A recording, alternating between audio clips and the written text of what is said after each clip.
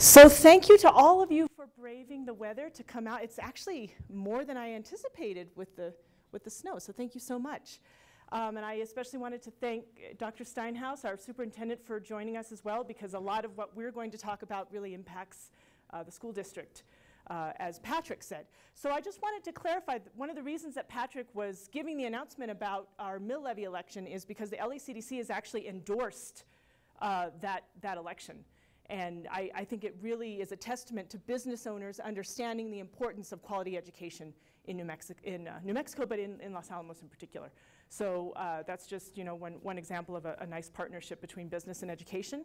I also just wanted to say how excited I am about the internship that's being started by SBDC and UNMLA. So I don't know if you remember, but last time I was here to give the legislative preview, there were a number of folks that brought up a discussion about what about apprenticeships?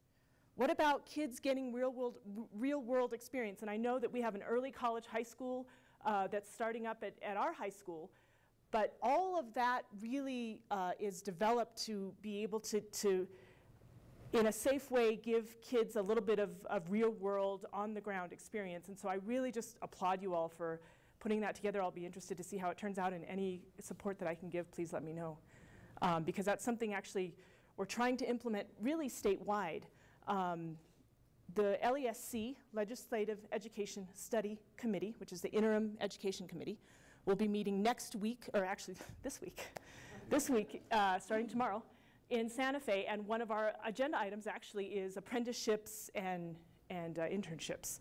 And we'll be hearing from people from around the state, so I don't know if you all can make that meeting, Ted, but you might want to just listen in on what other folks are doing. So without further ado, I am here to present on the upcoming legislative session.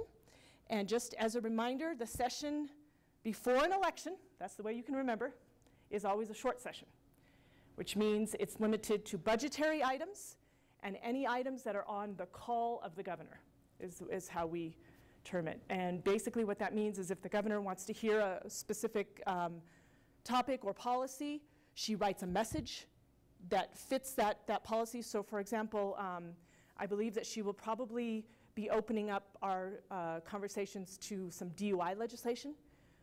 Based on her press conference yesterday, she spoke about DUI. So in addition to the budget, we'll have some DUI legislation, probably some what I call crime and punishment bills, basically increased penalty for crime bills. We will talk about driver's licenses because of the Real ID Act, Federal Real ID Act compliance, and I'll talk about that in a little bit more detail. But those are some of the things that we probably will be hearing in addition to this very large agenda item that we have, which is the state budget, $6 billion budget that has to be balanced and has to pass both houses and be signed by the governor in 30 days. That's a heavy lift sometimes, and so I can talk about some details that are inside of that budget, but it takes a lot of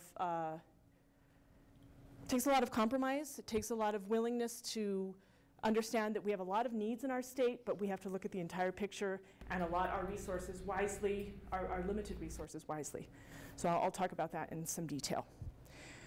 Okay, so I guess I just want to set the stage first of all. I don't know if you all saw, there was a report out on the worst run states in the country. Did anybody see that? Guess who's the worst run state in the country? Okay, and so some of those items, the reason that we were named that very dubious honor is our unemployment is not only high, it's lagged in increase in our region. So the states around us are sort of humming along, not at pre-recession levels, but definitely have improved their unemployment rate. We have not kept pace. We actually, I believe, we came in last for unemployment, so we are 50th. Poverty level, we are second highest poverty in the nation. And there's a whole slew of things that you can talk about that surround that number.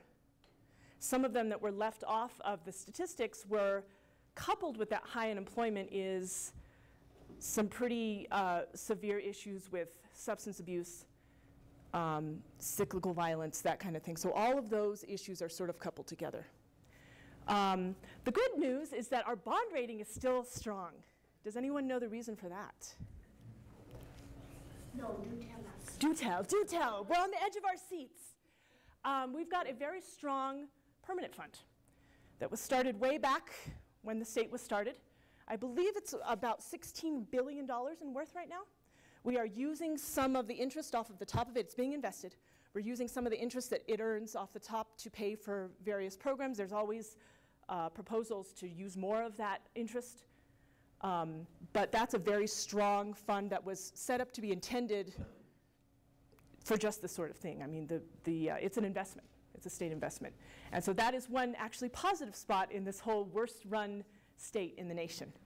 Let's see, what was the fourth? There's four statistics. Yes, yes. Permanent fund, that's the highest per capita of any permanent fund. Is it really? And the second, it's second in total, I think, to Texas. Okay, all right.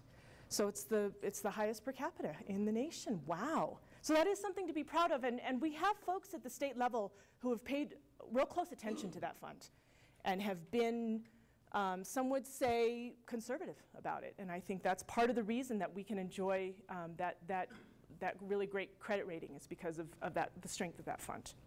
There was a fourth statistic that I can't remember now. Does anyone remember what it was? It seems like it has to do with education. Possibly. Okay, so we have a. We are okay, but there were four specific statistics that were mentioned in this report that came out. Graduation rates. So we have sort of our work cut out for us, right?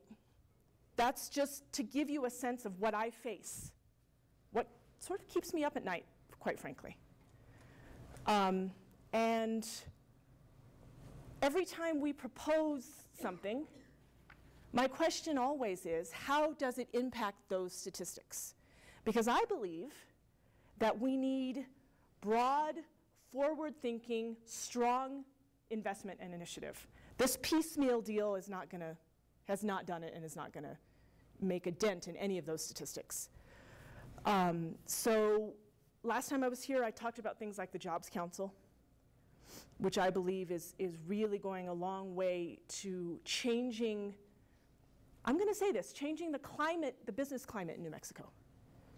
New Mexico isn't notorious for a friendly business climate, both regulatorily, taxes, and in education. And the Jobs Council really is taking a look at that picture of what is the business climate in New Mexico and trying to talk with business owners. We actually have some business owners who sit on the Jobs Council, have a voting voice on the Jobs Council to talk about changing that climate. Part of the way we do that is to invest in retention and recruitment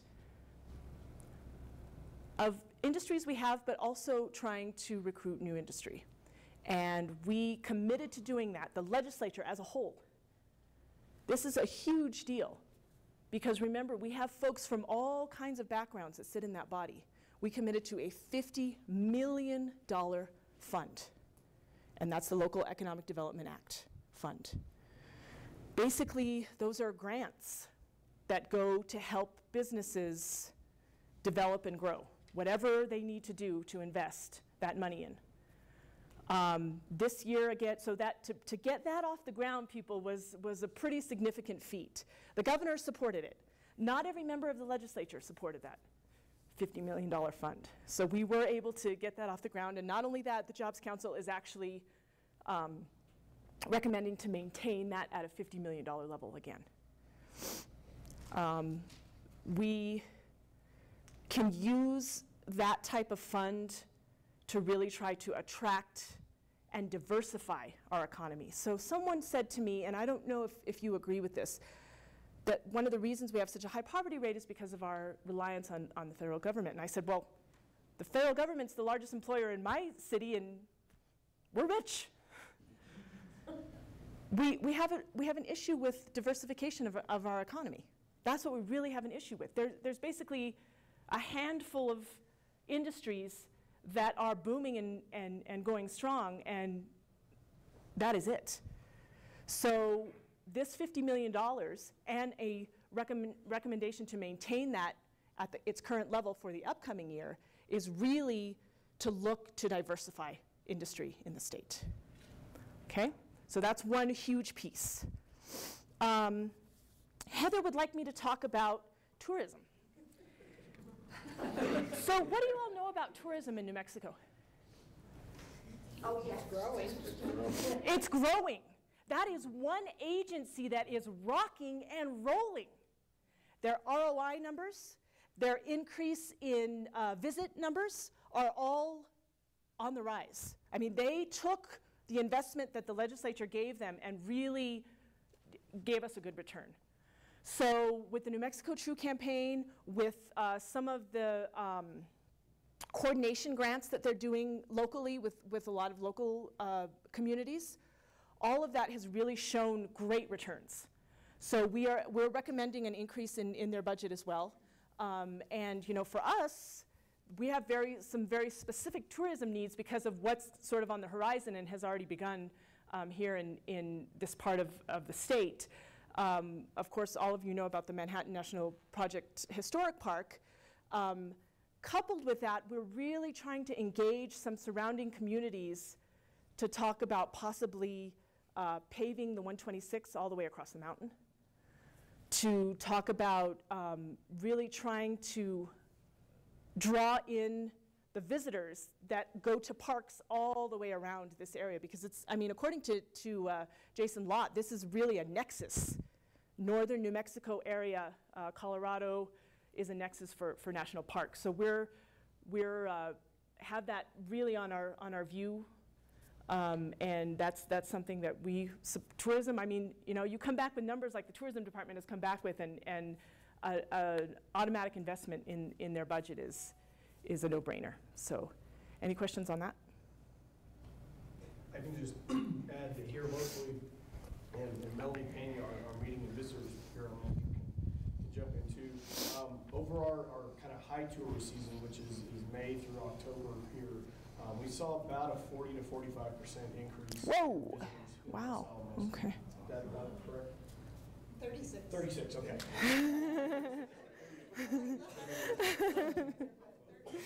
Yeah, but that's a substantial increase for us over the prior years.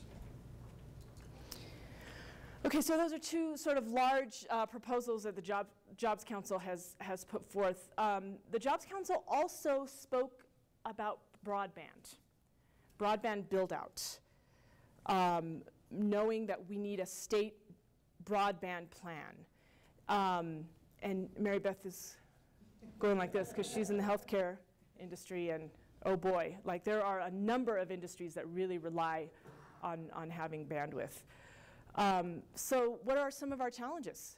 I mean, we've got these rural areas of the state, some of which people don't even have the utilities that you and I rely on, much less broadband. Okay, so that really is a challenge for us to face head on and statewide. The Information and Technology Agency, they are working on at least a gap analysis to start with looking at where the needs are, where build out would be the most expensive.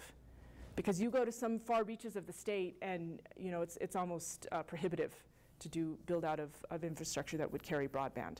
So that broadband initiative is something that the Jobs Council looked at and failed to come to a recommendation on. They did want to fund a state broadband initiative, but I think in the end it was sort of determined that we don't quite know what the needs are. Here in Los Alamos, we actually benefit from some build out that was done during the stimulus period.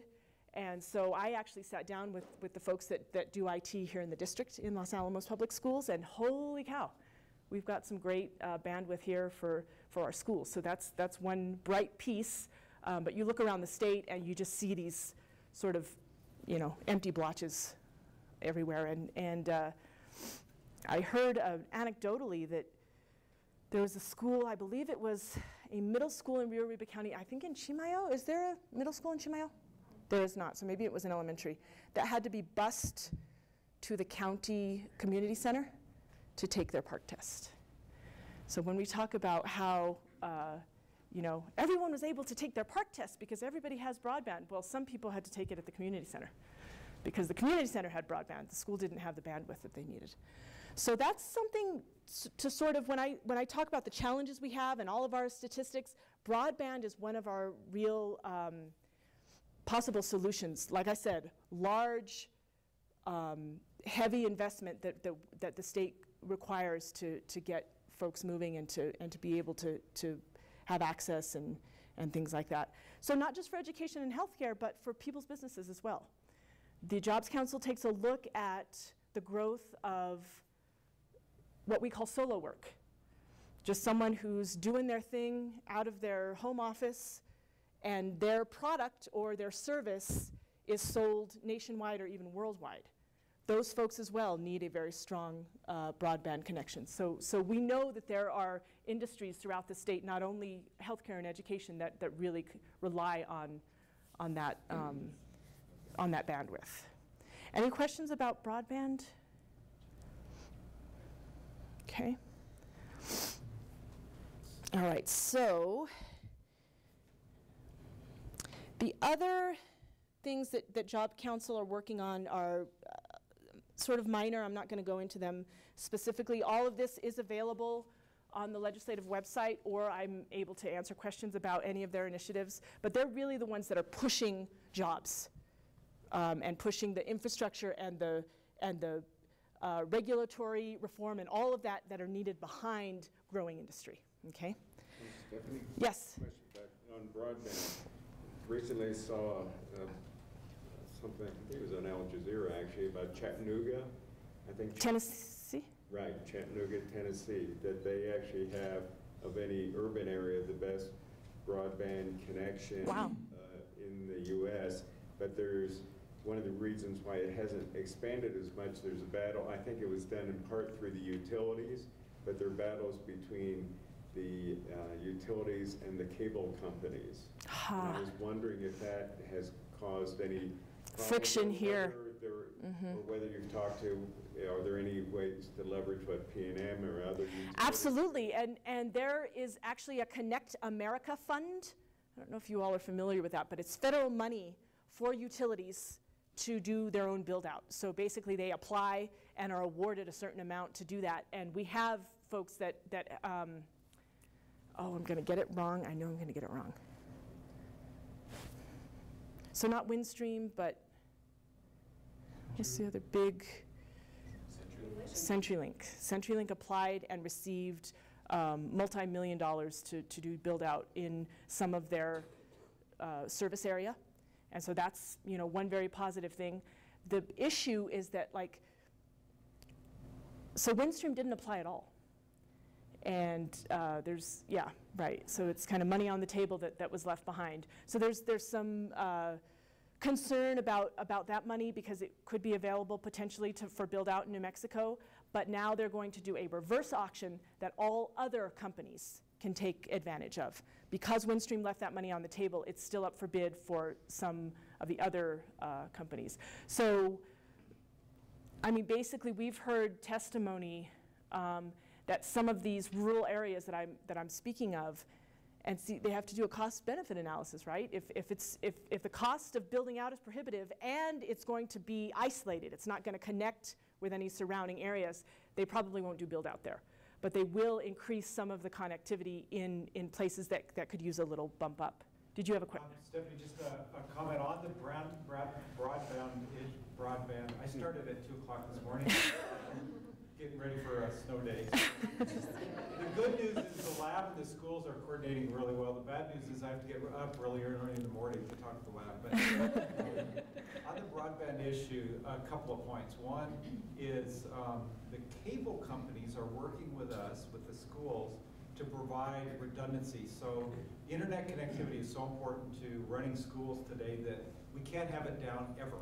And so if the regular internet service provider, which is ReadyNet, goes down, the cable companies has come in and have agreed to. Yeah, that's point number one. Point number two is we have big pipes coming to the school door, but that's where it stops. We have a huge problem in getting it to the classroom. And so the thing that Patrick talked about at the beginning, the House Bill 33 funds are really important because that will finish.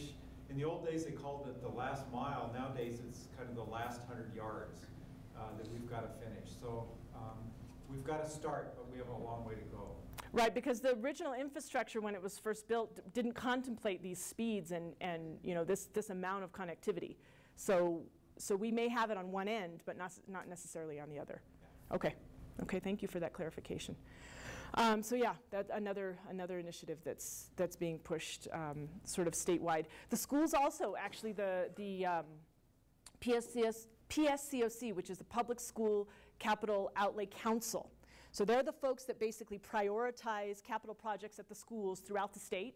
They do it on a needs assessment. They have a whole ranking and indexing that they do. They are also working on a statewide broadband plan for schools in particular. So that's something, you know, that the legislature, I always think that it's better to fund once we have information. So you know, the Jobs Council was jumping the gun, I think, a little bit in wanting to just pour a whole bunch of money into broadband build out, when we don't have yet a comprehensive map of where build-out would be the most cost-effective, where we could take advantage of existing infrastructure, all of those types of things. So the PSCOC is really looking at, you know, prioritizing, let's start with build-out here, because for what we get, we'll have to spend less money, and we can connect some surrounding areas. And so that's, you know, that's just my kind of 2 cents on what I've learned in my time in office. It's real interesting to see the number of times we make decisions based on no data. Okay, so those are another couple of pieces of the budget that are going to be huge that I wanted to talk about. Corrections. Corrections is really facing pretty much a crisis right now in terms of 2 issues. Number 1 is the condition of their facilities. Number 2 is their corrections officers are paid diddly. So most of them, they come to testify, they work multiple jobs. They are corrections officers in our state facilities, and they have to do other things to support their families. So those are 2 huge issues. Sort of coupled with that is spending money on corrections that doesn't reduce recidivism. So programs that don't have any kind of rehabilitation usually have a very high recidivism rate. And so we are trying to look at investing, and similar to what they're doing here about piloting a project first before you start to grow it, piloting some of these programs that are supposed to reduce recidivism of our inmates. Because, you know, it's just a revolving door, basically, and we are paying for that. It's quite expensive. So the more dollars that we can put to reducing that revolving door, the better. And I know that the Secretary of Corrections is fairly supportive, but I mean, on his mind right now are the condition of his facilities and his workers, because he can't keep corrections officers. I mean, who would do that job for the amount they get? So that's going to be a large chunk of what we look at in the state budget. Another large chunk is our Medicaid. Fortunately, so let's look at the good news first. Fortunately, we have more New Mexicans insured with the expansion of Medicaid and the Affordable Care Act. So we used to have almost a quarter of our population was uninsured. And we are reducing those numbers steadily, not greatly, but steadily. That's a cost to the state because the state has a match. Gosh, don't quote me on the federal, it's 3-to-1? 3-to-1 match? I don't remember. Okay, I'll just give the caveat that I don't remember what the match is, but it's really good for us. Yeah, okay, so I think it's 3-to-1. Hey, all right, great. So that's still a chunk of money that the state is on the hook for. And so that's also going to be a large portion of the budget. Because we've grown Medicaid, it's good because we're insuring more folks. We'll have less health care through emergency rooms, which is exorbitantly expensive. But the bad news is we've got this huge chunk of Medicaid that we're responsible for. Those are the 2 big chunks. Any questions on the budget before I move on to something else? Yes? Stephanie, on the inmate situation. Yes. Yes. You know, Mayor Barry in Albuquerque has got a pretty good program started with the homeless people paying them to go out and clean up Albuquerque. And he's also, there's been a lot of talk. They had a meeting last week with the Supreme Court, the chief of police in Albuquerque, about, meeting the deadlines. And, you're talking about, there's not enough money there. I think the big thing is forgot is how much that costs us, small business owners, because I've just recently been involved with the guy who's, cost me a lot of money, yet he's out walking the streets. Mm-hmm. And so, short of taking those inmates and just shooting them, you can't lock enough of them up. And plus, those 2 officers that were killed, including that young girl, is just a perfect example that you should be locking everybody up and paying and building prisons, and frankly, take those guys and have them build the prisons. And pay and I agree with you, pay those officers more, but the big chunk, you say that's he's worried about that. But, I go into the court, the guy's walking free, and I'm stuck there holding the bag for, pick a number. It could be $200, which comes out of my bottom line, or it could be several $1,000 if a bigger piece of equipment is stolen. And the courts and everybody looks at that like no big deal. Okay. So, I think that's a big cost, but there's a bigger cost. The underlying issues, yeah. Right. Yes, Bill, and I will address that one second. This country incarcerates more people than any other. It is not working. We've got to take a different approach. Just putting people in jail, it's bad. We're developing basically debtors' prisons because we have people who, for minor offenses, are put in jail because they can't pay fines, because we use fines to pay for our law enforcement system. It's broken. And I really commend the legislature last year for moving away from civil forfeiture and moving towards a constitutional position, which most states do not have. What they do violate the Constitution, the Bill of Rights. And so we need to look at, I think the way you save money is actually reducing the number of people in prison, developing better preventive programs, improving education. That's the more cost-effective approach. Okay, so I can address actually both of what you all had to say with a couple of things that are upcoming at the legislature. Did you have something to add, Christy? There was just one thing. I was sitting in a meeting in Rio Arriba County, and one of the things I heard that got some sort of funding, state or federal, I don't know, but was when people go into jail in Rio Arriba County, into their jail, and they have an addiction or substance abuse, they're on their way out of jail, they're handed a Narcan kit. It's $35 per kit, I think, if I remember correctly. And that, to me, that says, hey, I'll see you in a month or two. I mean, I know you're gonna do drugs when you get out. If you overdose, have your friend give you this, and I'll see you in a couple weeks. And to me, that's just so backwards. I mean, and talk about it almost encouraging recidivism in that prison. And that's how we're spending our money, is on those Narcan kits as they come out. And it's a real issue there especially. Absolutely. So substance abuse aside just for 1 second. I'm glad you brought up Albuquerque. So Albuquerque sort of, for the state, is the boilerplate. I mean, they are having such struggle right now. Their police department is actually under investigation by the Department of Justice. I mean, that's how much they're struggling. So what are some of the approaches? What are some of the answers? That gets to some things that the state legislature has been starting to work on. When the last time I was here, I spoke about an effort, a bipartisan effort. It's actually a committee that, this never happens in the legislature, is equally made of Republicans and Democrats and co-chaired by a Republican senator and a Democratic representative. And that whole, the purpose of that whole committee is to reform the criminal code. Reform the criminal code. Partially to address what your concerns, and partially to address what you brought up. Because we are spending lots of money on non-violent criminals to keep them locked up because of the war on drugs era, because of the three strikes you're out era. We basically have a criminal code where you could serve more time for one of the lower end crimes than you could for a very violent crime.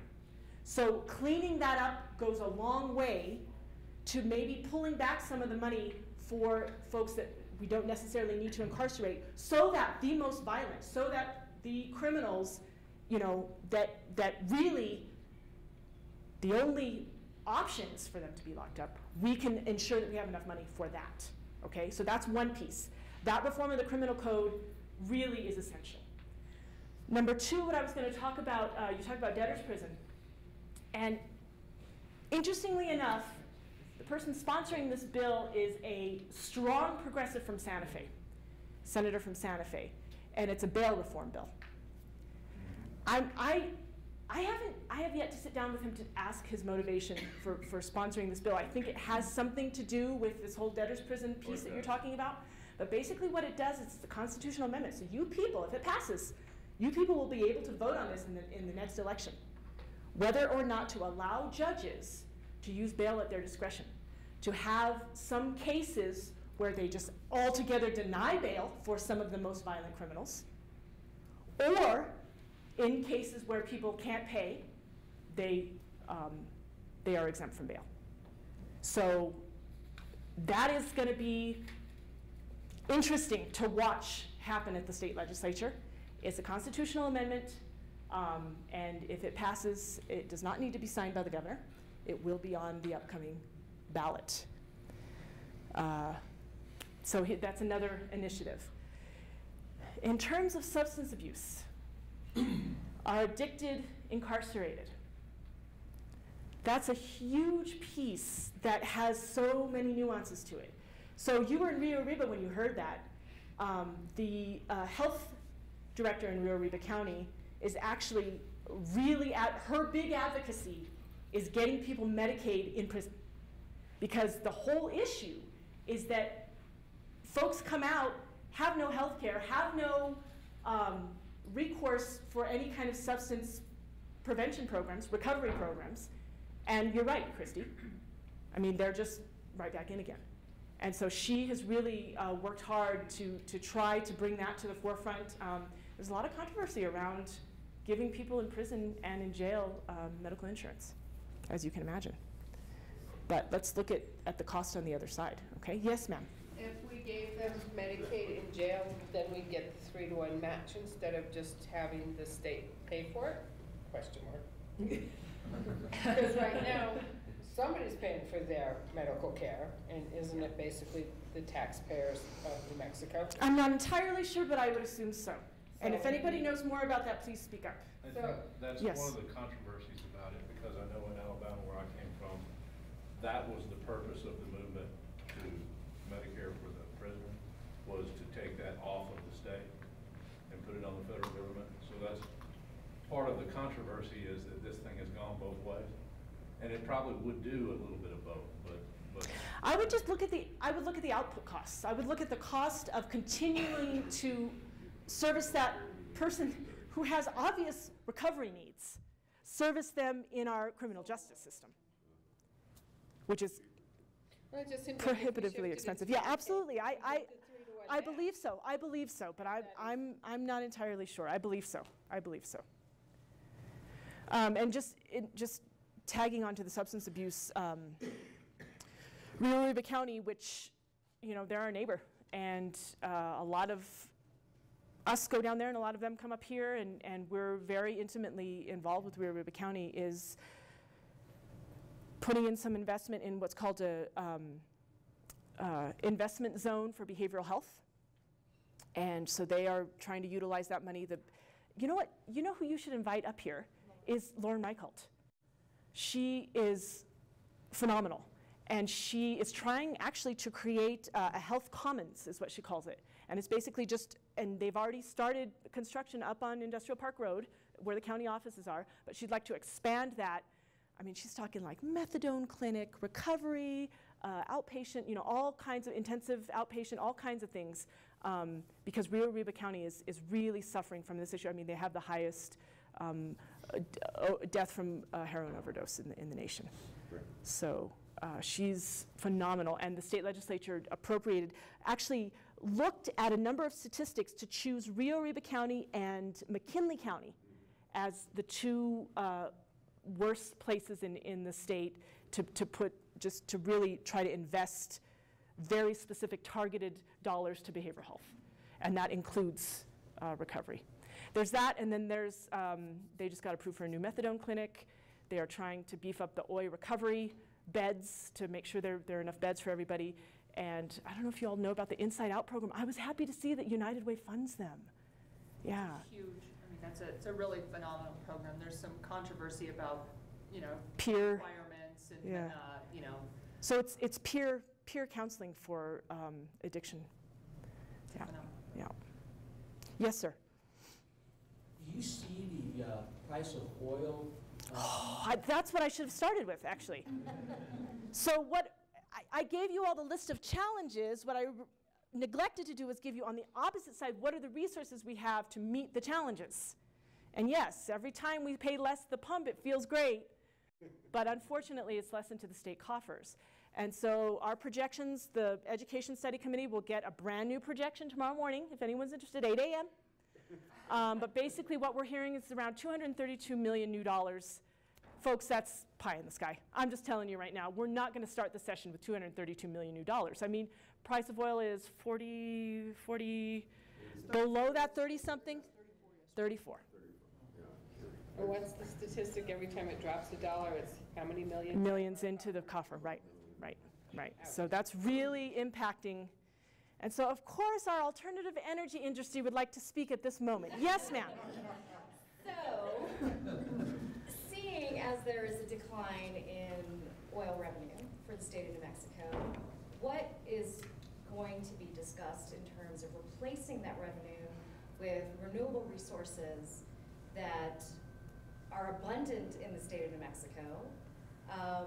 I know the state income tax credit is up for perhaps a renewal, which would be amazing for the industry. Oil and gas, fossil fuels have enjoyed huge subsidies, so, 40 times more than the renewable energy industry. And so I would love to know. I don't know if anybody else does, but how is that going to be replaced? Oil and gas is on the decline. Not just in the state of New Mexico, it's on the decline in the whole world. So our oil and gas industry here, though, is just real dependent and sensitive to what's happening globally. So that's sort of the bad part, is that we don't have control over how those prices, how they fluctuate. And so what I think, instead of saying it's on the decline, I mean, it's a boom and bust industry is what it is. And we're incredibly reliant on that boom and bust industry. So how can we, again, diversify? How can we diversify so that we're not so reliant on this industry that it's just, it's giving us lush and lean years. And so, so she's right. There was a tax credit for building solar. And you can tell us the details of it. It's basically at the end of 2016. Right, but what does it give a homeowner for? 10% off the cost of the system. Okay. It's a dollar-for-dollar credit. Okay, and that is set to expire in 16. The end of 2016. State Energy, Minerals, and Natural Resources expects that their coffers will be depleted by the middle of next year. So the issue is that the renewal of that tax credit was vetoed by the governor. So if this is something that you feel passionately about, both houses passed it. I mean, it's a popular and very well supported bill. But we were just speaking before the meeting, and in the governor's all of the above sort of measures for her energy policy, we're hoping that solar will be included in that as well. Because she's right, New Mexico has solar in abundance. What we don't have is transmission build-out, infrastructure, that kind of thing. So that's another piece that we have to work on. But in terms of trying to encourage this industry, this is a great way to do it. Well, you mentioned earlier, I mean, there are many industries that are thriving in New Mexico, tourism being one of them. Renewable energy, that industry, whether it's geothermal, whether it's hydro, whether it's wind, whether it's solar, is one of those industries that's growing and employs people. And employs way more. I mean, you look at PNM, for instance. The solar energy industry, just alone, employs more people in the state of New Mexico than PNM does. What? So, and they're the largest investor-owned utility in the state. Why do we keep pouring funds into them, and why not bolster up their? Yeah, this tax credit actually is I think is a great way to support the industry. I'll go to you in just a second. So does the state get any revenue from alternative energy? Revenue? I mean, Yes, there are state leases, BIA land, and yeah, actually the state land office came out just a few months ago with the number with a that full they. press release with a number. So what was it? I can't remember the exact number, but it was, you know, the state is set to earn, you know, several $1 million in revenue. Yeah, it doesn't keep pace at this point though with what we earn in revenues elsewhere. I mean, it's a small portion of the portfolio. It's leasing state land that they make revenue on, but Yes. they do not get extraction taxes on it. From the actual power, right? Okay. Yes. That was actually the question. It's the revenue. What does the state get? What does the state get? Yeah. Yeah. So then, you know, your comment that we don't have much control over the Price of oil. Mhm. has it been addressed, and why hasn't it been? When will it be that the Native Americans don't have to pay the tax on gasoline when they drive the same roads we all do? They should be, that grant, that golden ticket should be eliminated, because I work with Native Americans all the time. I do you know, and they drive down the same roads I do, yet they buy their gas, they don't pay taxes on it. That's just ridiculous, and that's something that can be fixed. It should be fixed.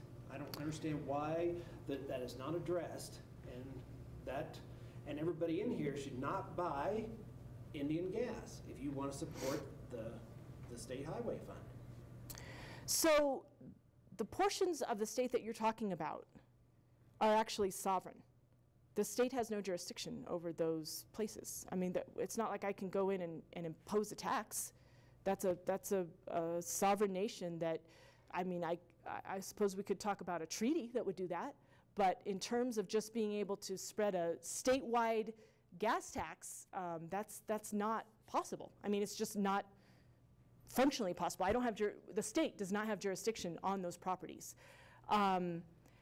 There is, you know, there is talk about raising revenue for highways, and there are the highways that we all drive on. So some of the proposals have started to move away from gas tax and started to talk about, you know, different means like other states are doing in terms of the size of your vehicle, the weight of your vehicle, that kind of thing.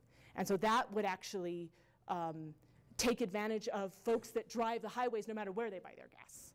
But I'm just telling you right now, it's a sovereign nation within a state. So unless there's some kind of talks between the two governments, it's not like there's just going to be an imposition of a gas tax on those places. Did you want to say something? No, I'm going to bite my tongue. You're going to bite your tongue on this one? All right, so we've gotten a little bit off track, but that's basically the state budget. And you can see that there are a lot of challenges within it, a lot of competing needs and limited resources, and we want our resources to be spent wisely.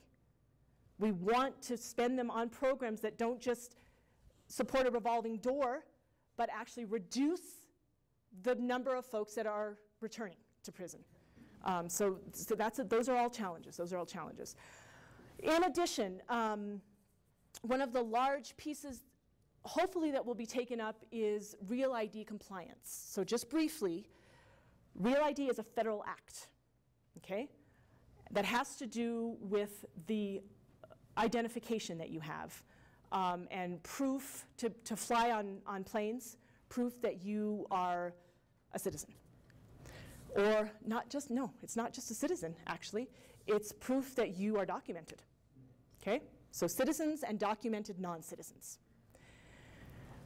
At issue right now is that just recently, New Mexico was one, and I believe it's of two states. What my understanding is New Mexico and Washington State did not receive a renewal of a waiver for non-compliance. So there are many states throughout the country that are not compliant with this federal regulation. Some states are just saying, screw you, federal government, we're not going to be compliant ever. Some states are working towards compliance. We were one of those states that were working towards compliance. and we were granted a waiver from compliance as we worked towards it. This last time, we were denied that waiver. So, exactly, right? So this is my question. This is my question. We give driver's licenses right now to undocumented people, but we're not the only state that does that. So in my mind, I'm going, what do we need to do that shows the feds we are in good faith working towards compliance? Because we did something along the way that gave them the message we were not in good faith working towards compliance. I remember the Secretary of Tax and Rev, actually, who is in charge of this whole thing because she oversees MVD, sitting in front of the Budget Committee saying, oh, well, in order to be compliant, we have to do a whole mess of administrative and technical changes to our security. And I'm like, in my mind, have we started that? Do we know what it's going to cost? So the bill that I am considering is to look at all of those compliance measures outside of driver's licenses. What are the security measures? What are the technical requirements that we need to do to show we are making a good faith effort? Okay, that's administratively, technically speaking. Security. On the other side is this issue, this fight, really. I'm just going to say it as how it is. This fight about driver's licenses in the state. And basically you have two camps. You have a camp that says we should only be giving driver's licenses to people who are either citizens and can prove citizenship, or documented non-citizens. And you have this other camp that says we should give driver's licenses to everybody. The problem is that we have this beautiful compromise in the middle, which is a two-tiered licensure system. Utah has done this, and Utah is not the most progressive state. They are on immigration. This is a model that I think would really work for us, to give a Real ID compliant driver's license and another form of a driver's license that's not Real ID compliant, but it allows us to see who's on the roads, allows people to get insurance. I hate to tell you folks, but there are undocumented people that are going to drive no matter what. Okay? So our issue is we've got citizens that want to get on planes and need a Real ID compliant driver's license. Absolutely we do. But we also want to make sure that we have something, some form of permit ID, whatever it is, that allows people to go about their business, drive, and be safe, and get insurance, okay? So two-tier. Two-tier has never quite had the votes to make it up over the hump. I was talking with Bill earlier, and I told this to the LACDC board that I sit on. A promising piece is that the gentleman who always previously supported repeal, straight out repeal, no two-tier, is now carrying. He's actually sponsoring a two-tier option. Hopefully we are getting closer to having enough votes to get that two-tier up over the hump. What it would mean is we'd have Real ID compliant driver's licenses for those folks who can get them because they qualify, and some other form of driver's identification. I do want to address one piece that came up. I'll get you in 1 second, Bill. The economic development impact of this on our state. And I did a little bit of research, and I do have a fact sheet from the lab if anyone wants to take a look at it. But basically, they have said that non-compliance won't change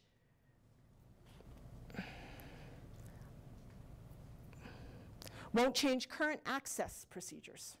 So current access procedures means I show an ID at the gate to be able to get from Jemez Springs through lab property to the other side. Okay?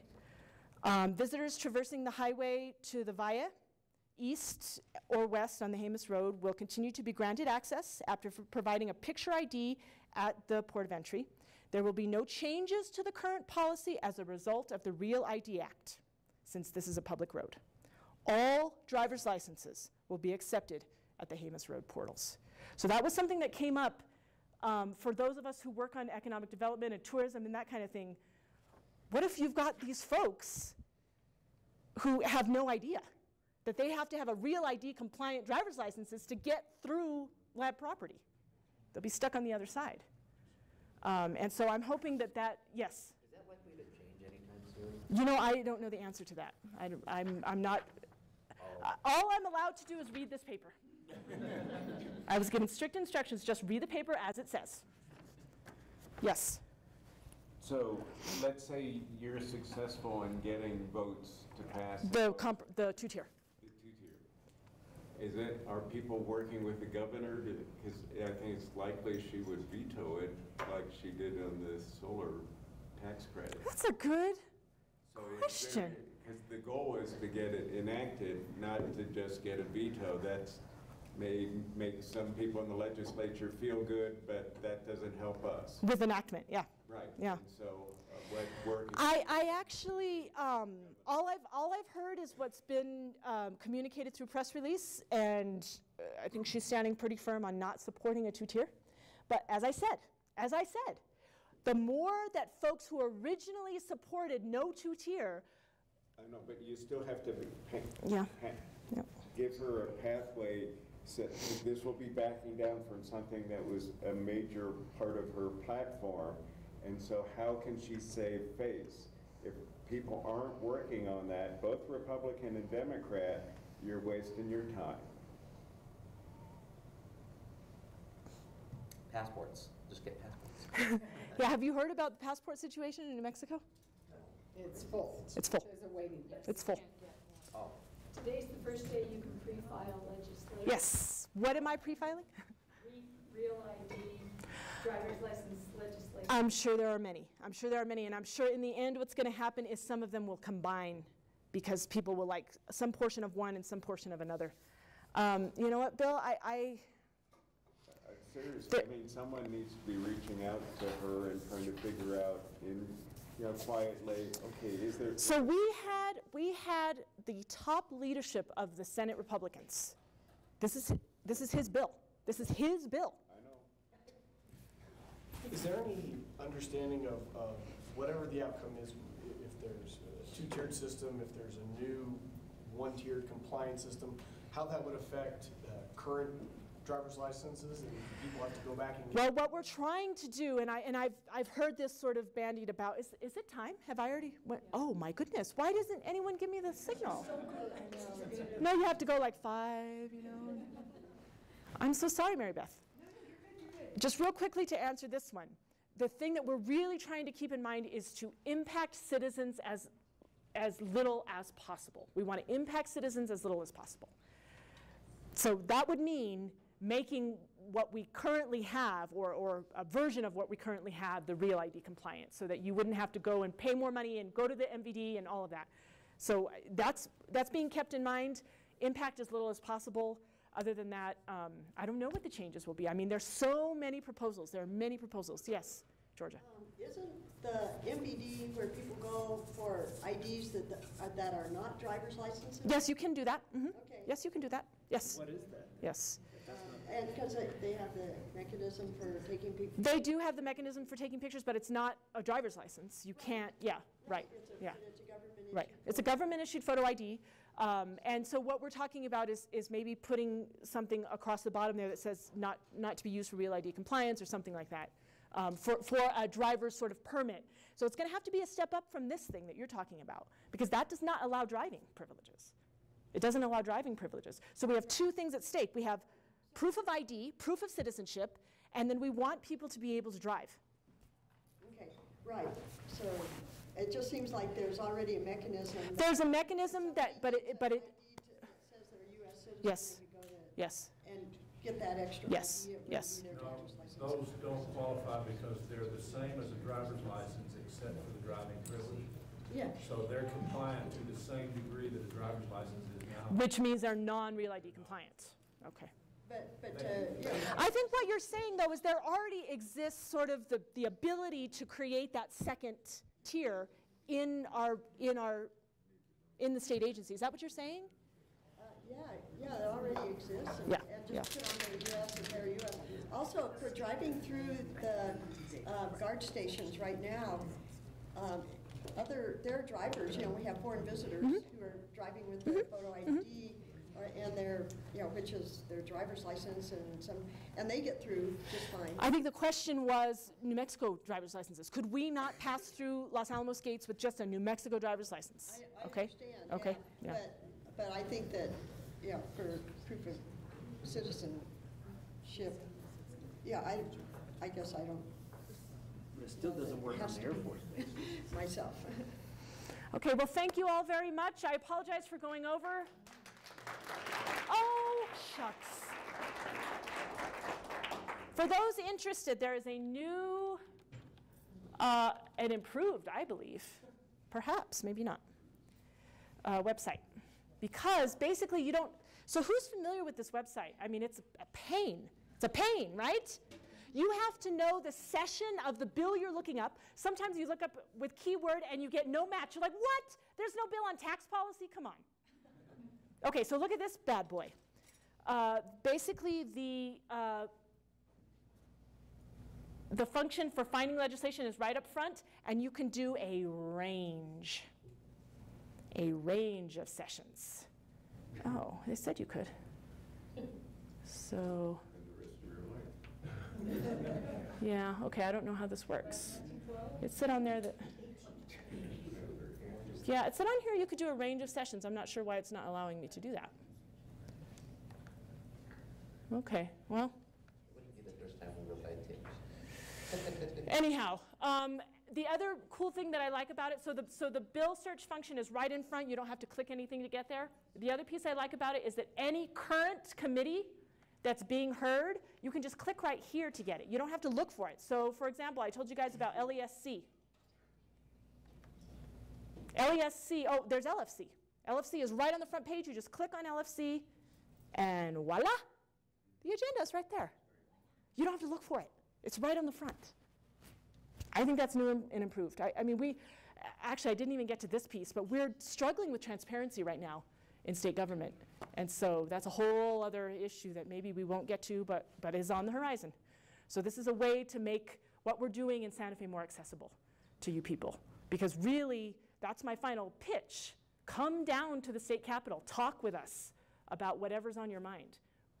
That's the great thing about where we're located in Los Alamos, just down, we're right up the hill, but also just the way our legislature is structured, it's very accessible to citizens.